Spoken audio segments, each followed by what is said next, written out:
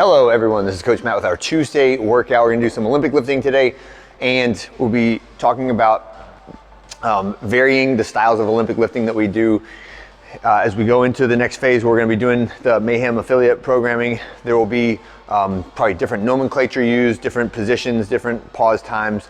There'll be more opportunities to perform snatches when normally I would program the clean. So today we're gonna have your option. It's gonna be just choose whether you'd rather do the clean or the snatch. Either one is fine. I will always say, like, for the 99% of people, that the clean is the movement that we need to practice, right? Because it's getting something heavy up off the ground to your shoulders. The snatch is technically more demanding. It builds coordination, it builds balance, builds shoulder stability, all that stuff, but it doesn't really have a functional corollary in real life, right? There is no reason why you ever need to do a squat snatch in order to perform all of your normal day-to-day tasks. However, it's a very cool thing to do, and it's athletically valuable, right? So no reason to throw it out if you care to do it, but it has to be something that you want to do, right? And then we talk about, is it something you should do? So let's have those conversations on the day of the workout, and you can decide whether you want to do cleans or snatches. The format of everything is the same regardless of which movement you choose, okay? So let's go into the warm-up. 2 rounds through. This is our general warm-up. This should be done relatively quickly, and I want you to get your heart rate up, get a good stretch in, and start to sweat a little bit, all right? So 12 calories road bike or ski, then 4 reps on each side of our Spider-Man. This is a long lunge, reaching that elbow down towards the ground, and then twist towards the sky, and just cycle between those 2 positions. Elbow down and reaching towards the sky. Then next one, we're practicing power jumps. So the power jump is repeating the position and the movement speed of the hips that we will use during the clean or the snatch, all right? So from my power position, I jump and then reset immediately. So it's jump, immediately back down into that power position. So don't jump, land, and reset. I want you to jump, land, and reset in the same motion, right? And that will replicate the movement of the hips, the speed of the hips, the agility, right? Which is the ability to go powerfully in one direction, stop on a dime, and go powerfully in the opposite direction, right? That's what we want to practice for your hips as we prepare for these Olympic lifts, right? Then we'll do 20 to 30 seconds of some front rack or overhead stretching. So if you're gonna do cleans, work on that front rack position. If you're gonna do snatches, work on that overhead position. And for the remainder of the workout, I want you to just think about all these positions or all these movements. They're the same. It's just the finished position, and some of the stretches we do are a little bit different, okay?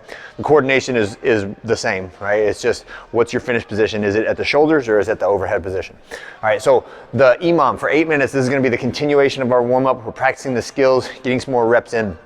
The first one is muscle version, so 3 reps of either muscle clean or muscle snatch, followed by 3 reps of either front squats or overhead squats. So for the clean, it's that muscle clean, right? So a single hip extension, arms practice the bar path.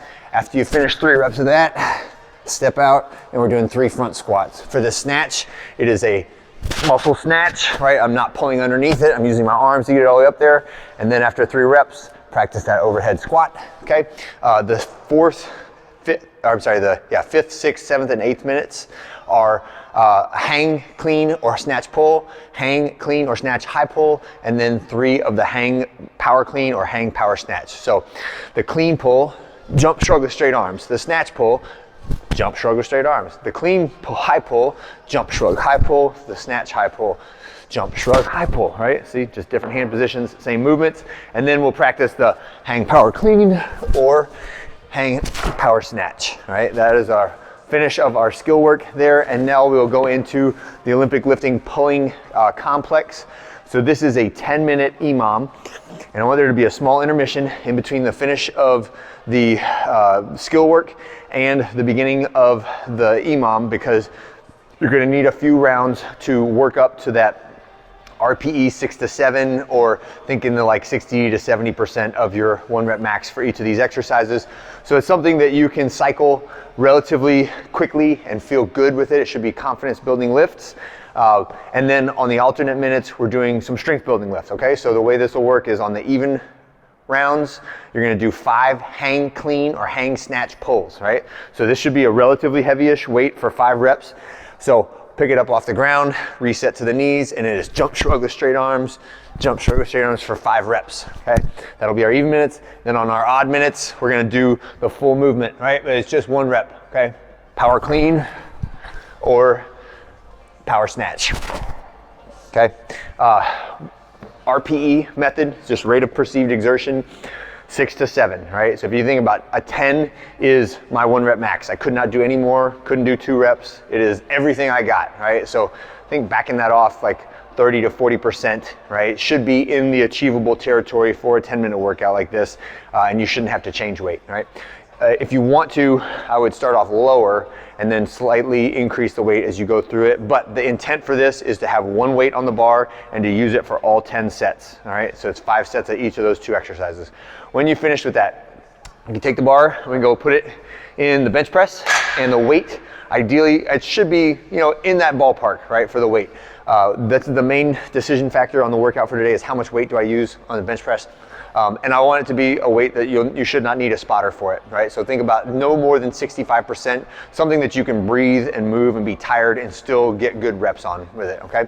So the workout is 3 rounds through, and each round has a rest period after it, and then the finish time will be the time that you finish the last set of box jumps, okay? So make sure you're watching the clock when you finish each round, because you will be on the hook for maintaining the rest timing in order to make it accurate, all right? So it's 10 reps of a box jump. So I've got my 24-inch box, jumping, standing tall, stepping or jumping back down, okay?